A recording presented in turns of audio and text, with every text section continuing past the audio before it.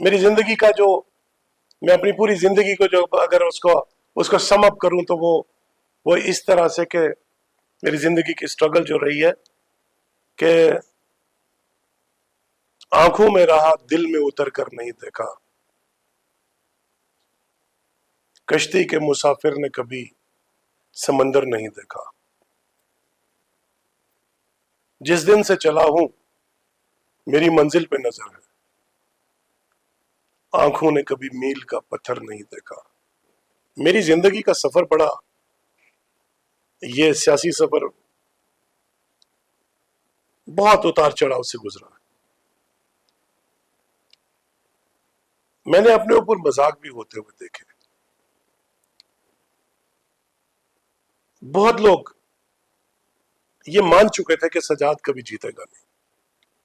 मेरे अपने, मेरे रिश्तेदार, मेरे दोस्त मुझे ये कहते थे कि यार 2 इलेक्शन हार गए हैं, बहुत कम स्कोप है। मैंने सोचा अपने लिए तो सब जीते हैं, मैं कारोबार भी करूंगा, पैसे भी कमाऊंगा, लेकिन मेरा कंट्रीब्यूशन क्या होगा सोसाइटी में? लोग आते हैं चले जाते हैं, कोई नाम लेने वाला पीछे बचता नहीं। तो मेरे दिमाग में ये बात आई कि मैं आके कुछ कर जाऊं ताकि मेरे मरने के बाद भी कोई याद रखे कि फलां बंदा आया था, कुछ साल तो याद रखे। बहुत जोर लगाया गया, बहुत प्रेशर बिल्डअप किया गया कि बनिहाल की सीट को सरेंडर किया जाए, लेकिन मैं अपने परवरदिगार का शुक्रगुजार हूं और अपनी लीडरशिप का बड़ा मशकूर हूं जिन्होंने मुझ पे भरोसा किया। और लास्ट मोमेंट तक आपको ये मालूम होगा कि लास्ट स्टेज तक, आखिरी दिन तक, 27 तारीख को हमको फॉर्म भरना था, 26 तारीख की शाम तक तसलसल बराबर जारी था। और लास्ट पे एक स्टेज आई कि जब हमारे पार्टी के जो प्रेसिडेंट है फारूक अब्दुल्ला साहब, उन्होंने क्लियर कट कह दिया कि अलायंस हमको नहीं करना, हम बनिहाल की सीट को सरेंडर नहीं कर सकते। कि मैंने इलेक्शनों में, मैंने 3 इलेक्शन लड़े हैं, इससे पहले 2 इलेक्शन लड़े, लेकिन मैंने कभी किसी को रोते हुए नहीं देखा। मैंने इस इलेक्शन में बुजुर्गों को आंसू बहाते हुए देखा, माओं बहनों बेटियों को रोते और अपनी चादरों को उठा उठा के मेरी कामयाबी की दुआ करते हुए देखा। मेरी वाइफ एक, मेरी जिंदगी में एक ऐसी एक उनका जो है साथ रहा है। वाहिद उसने कभी मुझे कोई वो एहसास नहीं दिया कि मैं बिजनेस में लॉस कर रहा हूं, मैं फैमिली को टाइम नहीं दे पा रहा, मैं जिस रास्ते पे जा रहा हूं उसमें कोई मंजिल नहीं है। वाहिद वो शख्स है जिसने उसका एहसास नहीं दिया। सजाद शाहीन सिंगर होता, मुझे गाने का बहुत शौक है, लेकिन बड़ी बार मैंने कोशिश की कि मैं सीखूं, लेकिन मेरे पास वक्त नहीं। अब तो वो स्टेज भी नहीं रही। लेकिन मैं अगर पॉलिटिशियन नहीं होता तो मैं गायक होता। मेरी स्ट्रगल पे 2 नौजवान मेरी कॉन्स्टिट्यूंसी के किताबें लिख रहे हैं और उनका ये कहना है कि हम आने वाली जनरेशन्स को इंस्पायर करेंगे। और आपकी लाइफ की जो स्ट्रगल है और मेरी लाइफ का key to success is not giving up. नमस्कार, आपके विधायक कार्यक्रम में एक बार फिर आप सभी का स्वागत है। अपने इस कार्यक्रम से हमारा ये प्रयास रहता है कि जम्मू कश्मीर विधानसभा सत्र में चुने हुए नुमाइंदे हैं, जो लॉ मेकर्स हैं, सिटिंग एमएलएज हैं, उनके बारे में आपको रूबरू कराया जाए, उनकी जर्नी के बारे में, पॉलिटिकल कैरियर कहाँ से उन्होंने शुरू किया, किस प्रकार इस फील्ड में वो आए हैं, और अगर वो इस फील्ड में नहीं होते तो किस रूप में वो जनता के सामने होते। आज हमारे इस कार्यक्रम में एक खास मेहमान हमारे साथ हैं, हमारे साथ जुड़ चुके हैं बनिहाल के विधायक हाजी सज्जाद शाहीन जी। उनसे उनकी जर्नी के बारे में पूछेंगे, उनके सफर के बारे में पूछेंगे। शाहीन साहब, बहुत बहुत स्वागत है आपका विधायक कार्यक्रम में। बहुत शुक्रिया।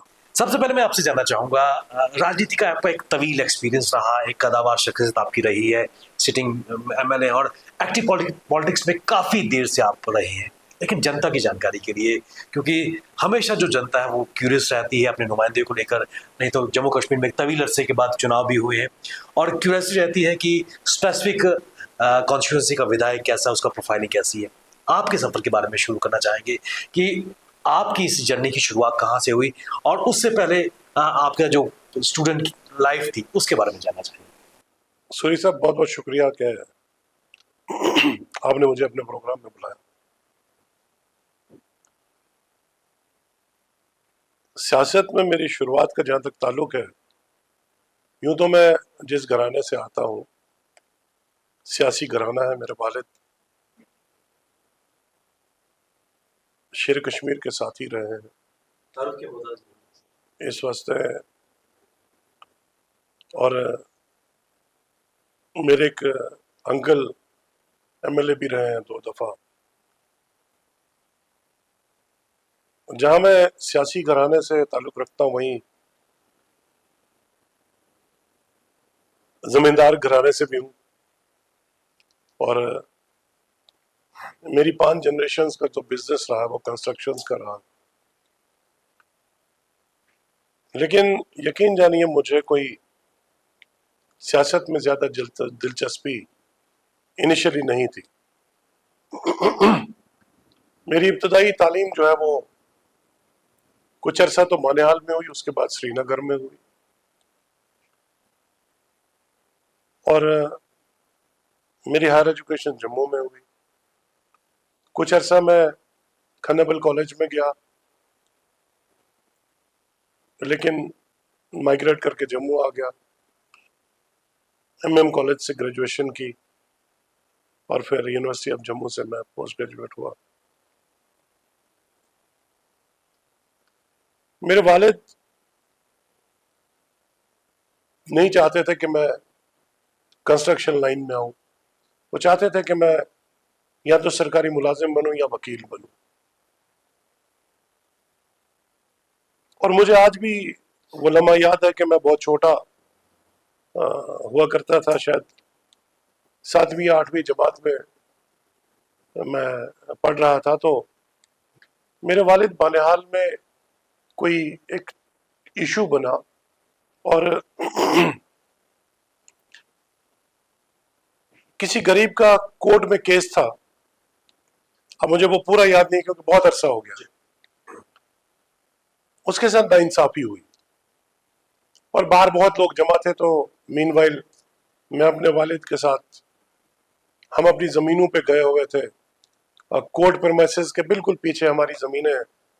तो जमींदारी के सिलसिले में कोई दान वगैरह पता नहीं लग रहा था, या हम हार्वेस्टिंग कर रहे थे, कुछ ऐसा इशू था। हम वहां से उतर रहे थे, तो हमारा रास्ता कोर्ट के सैन से था। तो जब हम नीचे आए तो मेरे वालिद चूंकि एक सियासतदान भी थे और बानेहाल के एक रिस्पेक्टेबल सिटीजन भी थे, तो जब वो आए तो वो सारे लोग उनके पास वहां आके उन्होंने अपने उन गरीब जो एग्रीव जो लोग थे उन्होंने गुहार लगाई। तो मेरे वालिद भी बड़े जज्बाती होके, उन्होंने, मुझे आज भी याद है, उन्होंने कहा कि मैं जब मेरा बेटा बड़ा हो जाएगा तो मैं इसको वकील बनाऊंगा और मुफ्त वकालत कराऊंगा। बहरहाल वो बात मैंने बड़ी, मेरी मैच्योरिटी के साथ मैं उसको रिलेट करूंगा कि मैं उनकी उस बात को, उनके उन इमोशंस को पिक नहीं कर पाया। वक्त बदलता गया, फिर मेरी तालीम हुई, तालीम मुकम्मल हुई, तो उसके बाद कोई ऐसा वाक़ा पेश आया जिसे मैं पब्लिकली नहीं कहना चाहूंगा। तो उसने मेरी जिंदगी का पूरा डिस्कोर्स चेंज कर दिया। टर्निंग पॉइंट आ गया। टर्निंग पॉइंट आ गया। मैं तब तक बिजनेस कर रहा था। मुझे सरकारी मुलाजिम बनने का शौक नहीं था, लेकिन मेरे वालिद बड़ा इंसिस्ट किया, उन्होंने, नहीं हो पाया। वकील का भी मेरे दिमाग में कोई बैठा नहीं, तो अल्टीमेटली मैं बिजनेस की तरफ आ गया। मैंने अपनी फैमिली का ट्रेडिशनल बिजनेस थोड़ी देर के लिए किया, लेकिन वो बड़ा शॉर्ट लिव्ड था। मैंने, चूंकि मेरे वालिद नहीं चाहते थे कि मैं ठेकेदारी करूं। मैंने अपनी माँ से अपने वालिद को बताए बिना पैसे लिए। मैंने उनको कहा मैंने कोई कॉन्ट्रैक्ट है, कोई टेंडर निकला हुआ था तो कॉन्ट्रैक्ट लेना। तो मेरी माँ ने मुझे पैसे दिए और मैंने वो कॉन्ट्रैक्ट लिया। मीनवाइल गल्फ वार हो गई। गल्फ वार में जब कुवैत और इसकी इराक की लड़ाई हो गई तो एक गवर्नमेंट की तरफ से एक सर्कुलर निकला कि 50 या 60% जितनी भी जो फंड्स जिस जिस डिपार्टमेंट में जिस जिस हेड में है वो सरेंडर करो और ताकि तेल परचेज किया जाए। क्राइसिस मैनेजमेंट का एक स्टेप था। तो जब मैंने ये देखा तो काम शाम में कर चुका था, इन्वेस्ट कर चुका था, तो मैंने जब देखा कि जंग के साथ मेरे वो ख्वाब और अरमान भी चले गए तो मुझे लगा कि नहीं, ये कोई स्टेबिलिटी नहीं है। उसके बाद फिर मैंने कोई बिजनेस शुरू कर दिया, लेकिन अल्लाह के करम से मेरा बिजनेस बड़े कम टाइम में बड़ा एक्सपैंड हो गया और मैं जम्मू में ऑलमोस्ट रह के बिजनेस कर रहा था। जब मेरी जिंदगी में वो टर्निंग पॉइंट आया तो मैंने फिर जम्मू को आहिस्ता आहिस्ता शहर को, मेरा जम्मू में भी बिजनेस था, मेरा श्रीनगर में बिजनेस था, तो मैं आहिस्ता आहिस्ता जम्मू से शहर से निकल के मैंने अपने इलाके अपने कॉन्स्टिट्यूंसी में ज्यादा ध्यान देना शुरू कर दिया। उन दिनों एक पॉलिटिकल वैक्यूम भी था। मौलवी रशीद साहब 4 दफा हमारे एमएलए रहे हैं, वो भी उम्र रसीदा हो चुके थे। उसके बाद एक और लोकल एमएलए आए तो वो अपना पकड़ बना नहीं पाए उस तरह से, तो एक पॉलिटिकल वैक्यूम क्रिएट हुआ। मेरे बहुत मोहतरम 2 साथी थे बुजुर्ग, मैं उनका नाम लेना यहाँ जरूरी समझता हूँ। एक मोहम्मद अफजल वानी साहब थे, अभी रिसेंटली उनकी डेथ हो गई। वो एग्रीकल्चर ऑफिसर रिटायर्ड हुए थे और दूसरे गुलाम नबी खान साहब थे, वो भी एग्रीकल्चर से रिटायर हुए थे। उन्होंने मुझे बहुत इंसिस्ट किया कि आपका फैमिली बैकग्राउंड है, आप अच्छे घराने से हो, पॉलिटिकल बैकग्राउंड से हो, आप आके सियासत में लोगों की खिदमत करो। तो उनके इंसार पे और फिर बाकी भी है कि ऐसी सर्कमस्टांसेस बनी, मेरा इंटरेस्ट डेवलप हो गया। मैंने सोचा अपने लिए तो सब जीते हैं, मैं कारोबार भी करूंगा, पैसे भी कमाऊंगा, लेकिन मेरा कंट्रीब्यूशन क्या होगा सोसाइटी में। लोग आते हैं चले जाते हैं, कोई नाम लेने वाला पीछे बचता नहीं। तो मेरे दिमाग में ये बात आई कि मैं आके कुछ कर जाऊं ताकि मेरे मरने के बाद भी कोई याद रखे कि फलां बंदा आया था, कुछ साल तो याद रखे। यूं तो किसी को याद बहुत देर तक नहीं रखा जाता, लेकिन जो लोग आके कर जाते हैं, कर गुजरते हैं, उनको वो कभी भूलते नहीं। तो ये एक थॉट प्रोसेस बन गया कि कुछ करेंगे। मेरी सियासत में शुरुआत हो गई। यूं तो इनफॉर्मली में 2004 में 2004 में पॉलिटिक्स में इनफॉर्मली आया, लेकिन 2007 में मैं फॉर्मली पॉलिटिक्स में आया और 2008 में मैं नेशनल कॉन्फ्रेंस की तरफ से कैंडिडेट बना। पहला इलेक्शन लड़ा। जब मैंडेट मिला मुझे सिर्फ 16 दिन मिले कैंपेन के लिए, लेकिन मेरी तवक्कात के बढ़ के मुझे लोगों ने प्यार दिया और मैं बड़े नॉमिनल मार्जिन से हारा। और मेरे मुखालिफ गुलाम नबी आजाद साहब इनडायरेक्टली कंटेस्ट कर रहे थे और जगह जगह वो जाके ये कहते थे कि कैंडिडेट मैं हूं, मैंने लोगों के काम करने, और उनका बहुत इन्फ्लुएंस था पूरे खिते जनाब में उस वक्त। और दूसरे मेरे जो मद्दे मुकाबिल थे वो मौलवी रशीद साहब थे, एक और वहां के एक्स एमएलए फारूक मीर साहब थे। लेकिन अल्लाह का करम है कि मैं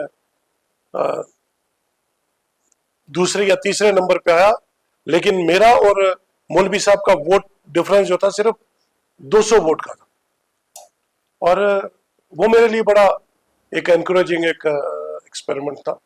उसके बाद फिर मैं लोगों के बीच में जाता रहा और लोगों की दुख दर्द में बराबर उनके साथ रहा और आज तक खड़ा हूं और वो सफर चलता रहा। उसके बाद 2014 का इलेक्शन आया, नेशनल कॉन्फ्रेंस का बड़ा एक लोगों में गुस्सा था। 2014 में फ्लड आया, एक तो लोग उससे थोड़ा सा निराश थे हमसे, क्योंकि हम उन हालात में लोगों की उस एक्सपेक्टेशन पे नहीं उतर पाए जो लोग एक्सपेक्ट कर रहे थे, क्योंकि पूरा कश्मीर डिल्यूज में था, सेक्रेटेरिएट डिल्यूज में था, बह चुका था पानी में, पीएचक्यू बह चुका था पानी में, म्युनिसिपैलिटी का पूरा कश्मीर का ऑफिस पानी में बह चुका था, पूरा कश्मीर पानी में बह चुका था। यकीन जानिए उमर साहब अपने चंद मिनिस्टरों को लेके एक होटल से गुपकार से वो पूरी हुकूमत चला रहे थे। तो लेकिन क्योंकि क्राइसिस थे, सब लोग मुसीबत में थे, बहुत मुसीबत में थे, हम उनके तवक्कात पे नहीं उतर सके। एक, उसकी हमको सजा मिली, और दूसरा 2014 में कांग्रेस ने बीजेपी को काउंटर करने के लिए अफजल गुरु को आउट ऑफ टर्न फांसी पर लटका दिया, और चूंकि हम जम्मू कश्मीर में उनके अलायंस में के साथ में थे,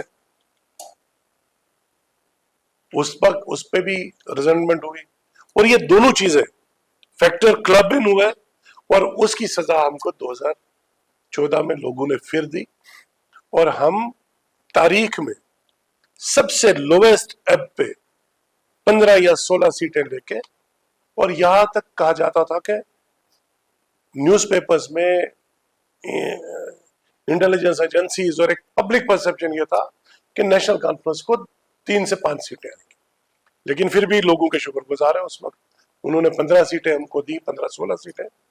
तो बहरहाल हम हुकूमत से बाहर हो गए, और उसके बाद का सफर आपके सामने है। शायद सब एक चीज मैं आपसे जानना चाहूंगा, इस सफर के बीच में क्या कोई ऐसा कभी मुकाम आया जब आपका मन किया कि मैं पॉलिटिक्स छोड़ के वापस अपने बिजनेस में हूँ? नहीं, कभी भी नहीं। मेरा एक रिजॉल्व था, जिस दिन मैंने कदम रखा तो मैंने उस दिन तय किया कि मेरा ये जो मिशन है, ये इलेक्शन की जीत या हार इसमें उतनी माने नहीं रखती, जितना माने इस बात में है कि मैं किसी के दर्द में थोड़ी सी कमी ला सकूं, और जो सेटिस्फैक्शन और जो दुआ मुझे उससे मिले, मैं उसमें I was quite satisfied. Election, लोग जनरली इलेक्शन लड़ते हैं, डिस्करेज हो जाते हैं, छोड़ गायब हो जाते हैं। मैंने 2 इलेक्शंस अनसक्सेसफुली कंटेस्ट किए, लेकिन मैं कभी लोगों से बाहर नहीं गया। और ऐसा भी देखने को मिलता है, मैं कोई सेल्फ प्रेज नहीं करता, कि लोग जब इलेक्शन लड़ते हैं, हारते हैं तो भी गायब हो जाते हैं, जीतते हैं तो भी गायब हो जाते हैं, लेकिन मैं दोनों इलेक्शन नहीं जीत पाया, उसके बावजूद भी मैं कभी गायब नहीं हुआ। मैं यकीन जानिए कि मैंने जब पहला 2008 में इलेक्शन जब हार गया, तो सिर्फ 2 दिन घर में बैठा, तीसरे दिन में अपनी कॉन्स्टिट्यूंसी, क्योंकि तब तक मैं ज्यादा अपनी कॉन्स्टिट्यूंसी को जानता नहीं था, घूमा नहीं था, तो तीसरे दिन मैंने टूर प्रोग्राम बनाया, और मैं 8 दिन के टूर पे, पैदल टूर पे निकला। पूरी कॉन्स्टिट्यूंसी के एक सेक्टर मैंने जो है पैदल चल के कवर किया। फिर इसी तरह से ये चीज चलती रही, और मुझे मौका मिला लोगों को समझने का, लोगों की तकलीफों को जानने का, अपने इलाके को पहचानने का, और नतीजा आपके सामने। स्ट्रगल तो की, और उस स्ट्रगल के बाद अवाम ने मुझे उसका मुआवजा दिया, अवाम ने मुझे प्यार दिया, मेरी कॉन्स्टिट्यूंसी के लोगों ने बेपनाह मुझको मोहब्बत दी। इस इलेक्शन में, ये इलेक्शन सजाद शाहीन ने नहीं लड़ा, 2024 का इलेक्शन मैंने नहीं लड़ा। ये भी एक चुनौती थी क्योंकि एक फ्रेंडली कॉन्टेस्ट वहां पर था। वो दूसरी बात, उसमें बाद में आऊंगा, लेकिन ये इलेक्शन मैंने नहीं लड़ा, ये इलेक्शन मेरे लिए नौजवानों ने लड़ा, माओ ने लड़ा, बहनों ने लड़ा, बेटियों ने लड़ा, मेरे साथियों ने लड़ा। और यकीन जानिए मेरी जिंदगी के लिए ये एक ऐसा एक्सपीरियंस रहा है कि मैंने इलेक्शनों में, मैंने 3 इलेक्शन लड़े हैं, इससे पहले 2 इलेक्शन लड़े,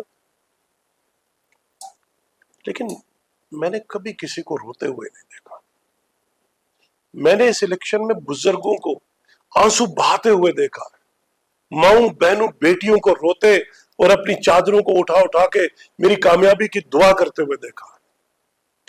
इस इलेक्शन का ये सबसे बड़ा टेक अवे है कि जो लोगों ने मुझको मोहब्बत दी, मैंने नौजवानों को रोते हुए देखा। ये एक ऐसा एक मैं तो ये कहूंगा कि एक ऐसा इनकलाब था जो लोगों ने खुद बर्पा किया और मुझको जिता के अपनी आवाज बना के भेजा। क्या आपको लगता है कि दो हार के बाद जिस तरह आपने उस कॉन्स्टिट्यूंसी को अपनाया, क्योंकि एक बहुत ही डिफिकल्ट टेरेन आपकी कॉन्स्टिट्यूंसी का है और पसमानदा आपका एरिया है, लोगों के पास वो संसाधन नहीं है, अर्थव्यवस्था उतनी वहां पर अच्छी नहीं है, उसके बावजूद भी जिस शिद्दत से आपने अपनी कॉन्स्टिट्यूंसी को, अपने लोगों को अपनाया है, उसका सिला आपको आज मिला है। देखिए, सिला जरूर है, लेकिन इसमें मेरी कोई खूबी नहीं है। मैंने एक वो जिम्मेदारी जो एक मेरी कॉन्स्टिट्यूंसी के एक नागरिक होने के नाते दर्द बांटने की और दर्द अपनाने की जो एक जिम्मेदारी मैंने अपने कांधों पे ली, मैं ये समझता हूं कि ये उसी जिम्मेदारी का एक वो कड़ी है जो लोगों ने मुझे टेस्ट करने के लिए प्यार दिया, साथ दिया, सपोर्ट दिया। और जिन हालात में मैंने इलेक्शन लड़ा, मैं वाहिद कैंडिडेट था जो बगैर पैसों के इलेक्शन लड़ा। मेरे जो मुखालिफ थे, आप इमेजिन नहीं करेंगे, करोड़ों रुपया उन्होंने पानी की तरह खर्चा, और मैं बिना पैसे के इलेक्शन लड़ा। और हिस्टोरिकल इलेक्शन था। 14,000 से पीसीसी के एक्स चीफ को मैंने हराया। मैंने नहीं, अवाम ने हराया। इसमें ऊपर वाले की हम पे एक बहुत बड़ी उनकी इनायत थी, उनका साथ था। तो गरीबों ने इलेक्शन लड़ा, गरीबों ने साथ दिया। और मैं ये समझता हूं कि एक बहुत बड़ी रिस्पॉन्सिबिलिटी लोगों ने मेरे कंधों पर डाली है, और मुझे उम्मीद है कि लोग दुआ करेंगे ठीक उसी तरह जैसे इलेक्शनों में मेरे लिए दुआ करते थे, मेरे साथ चलते थे। हालांकि इस वक्त हालात अच्छे नहीं है, अभी तक हमारे बिजनेस रूल नहीं बने,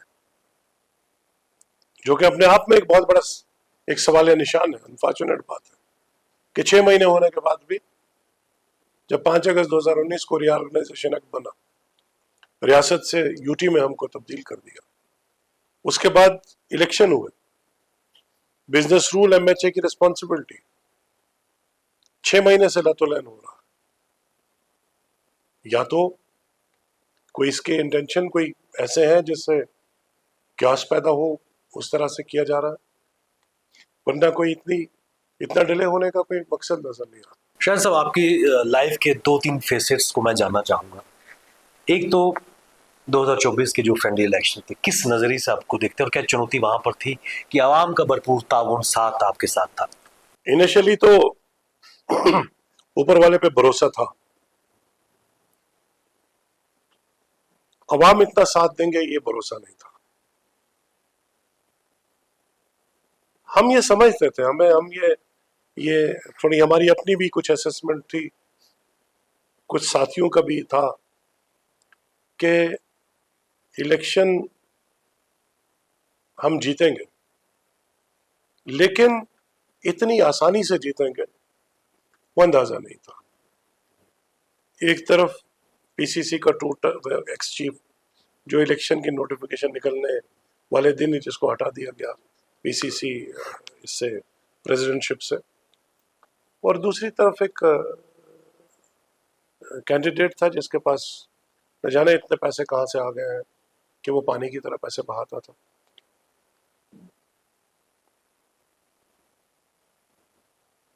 और ऊपर से फिर ऐसा माहौल जो अलायंस का सडनली एक माहौल बन गया कि अलायंस में इलेक्शन लड़ना।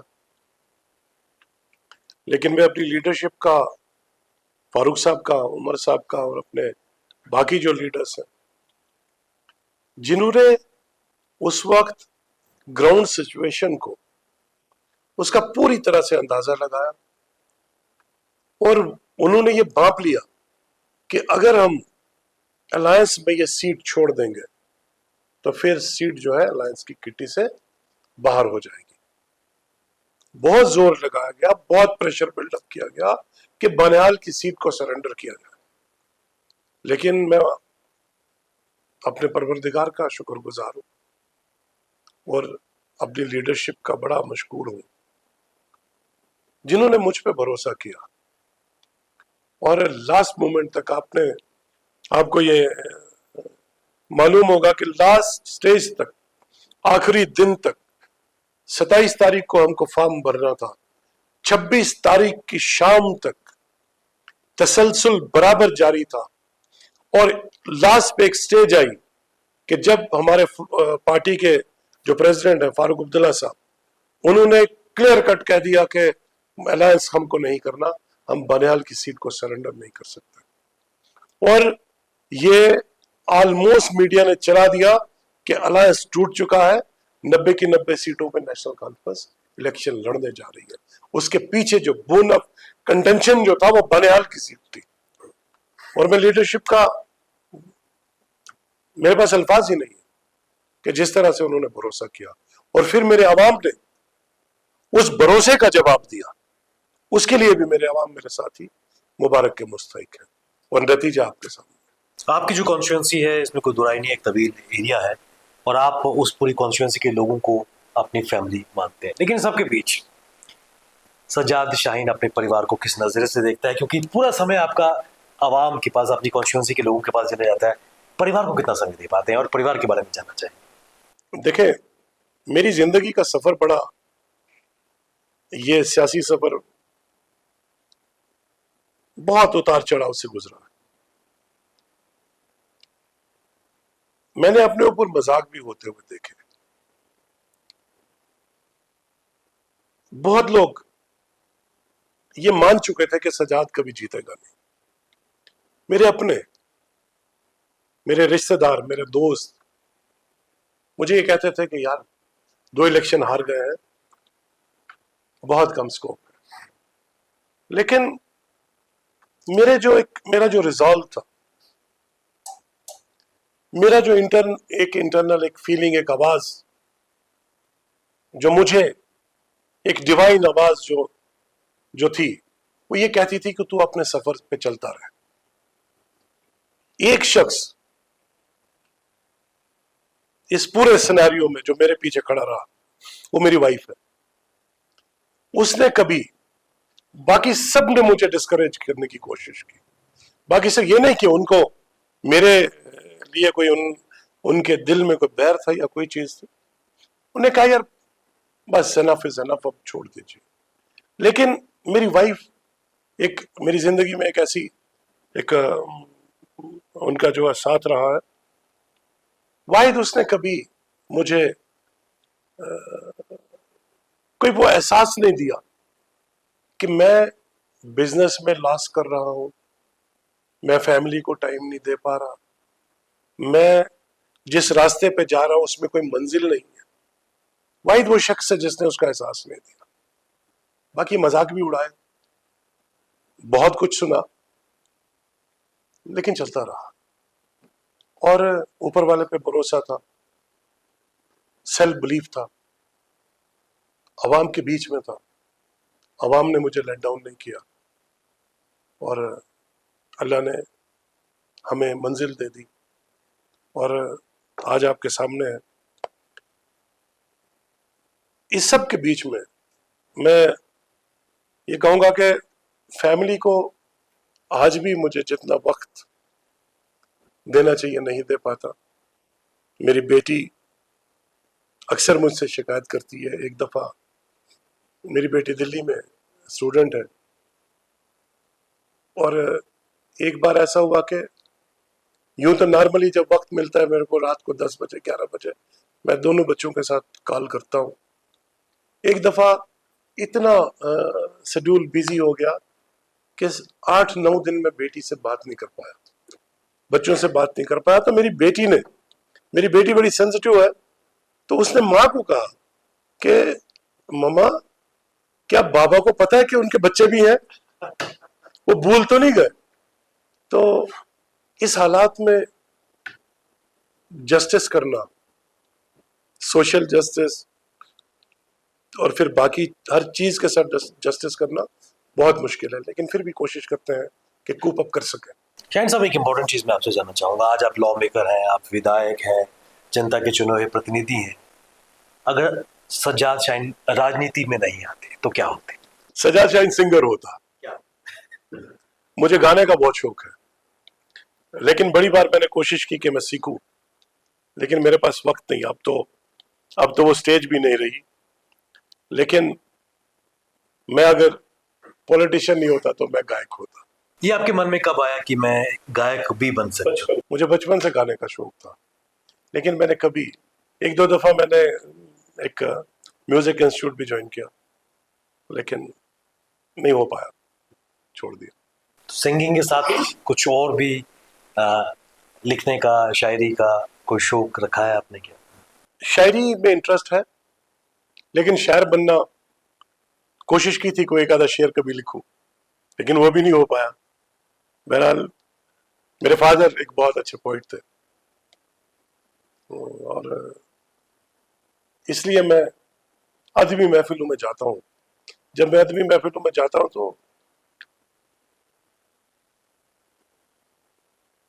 मैं अपने फादर को फील करता हूँ कि ही इज समवेयर अराउंड। तो बहरहाल कोई ऐसा शायर जो आपके दिल के बहुत करीब हो? नहीं, मैं मेरी जिंदगी का जो, मैं अपनी पूरी जिंदगी को जो अगर उसको उसको सम अप करूं तो वो इस तरह से कि मेरी जिंदगी की स्ट्रगल जो रही है कि आंखों में रहा दिल में उतर कर नहीं देखा, कश्ती के मुसाफिर ने कभी समंदर नहीं देखा, जिस दिन से चला हूं मेरी मंजिल पे नजर है, आंखों ने कभी मील का पत्थर नहीं देखा, ये फूल मुझे कोई विरासत में मिले हैं, ये फूल कोई मुझको विरासत में मिले हैं, तुमने मेरा कांटू भरा बिस्तर नहीं देखा। बहुत खूब। और ये आपकी स्ट्रगल पूरी नरेट करती है, आपकी पूरी जिंदगी को सम अप करती है। चलते चलते मैं आपसे जानना चाहूंगा, आज जिस मुकाम पर आप खड़े हैं, यहाँ से पीछे मुड़कर देखते हैं तो क्या सेटिस्फेक्शन नजर आती है कि अभी और बहुत कुछ करना है अवाम के लिए, जम्मू कश्मीर के लिए? देखें, जम्मू कश्मीर इस वक्त तारीख के उस नाजुक कड़ी पे है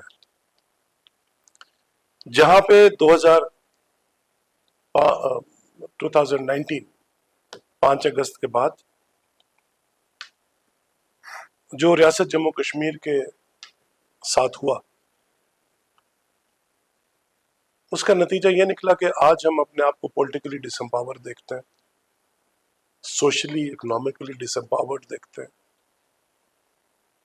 आज हुकूमत को 6 महीने होने के बावजूद भी एक ड्यूअल मैकेनिज्म है, और हम ये उम्मीद करते हैं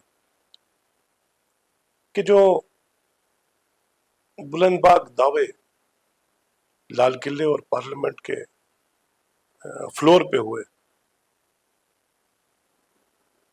उनको अमलाने की जरूरत है, उन वादों को पूरा करने की जरूरत है, और जम्मू कश्मीर के अवाम को ओन करने की जरूरत है। जम्मू कश्मीर के अवाम को एक सेंस ऑफ बिलोंगिंग देने की जरूरत है। ये इस मुल्क का हिस्सा है, उसमें कोई दो राय नहीं।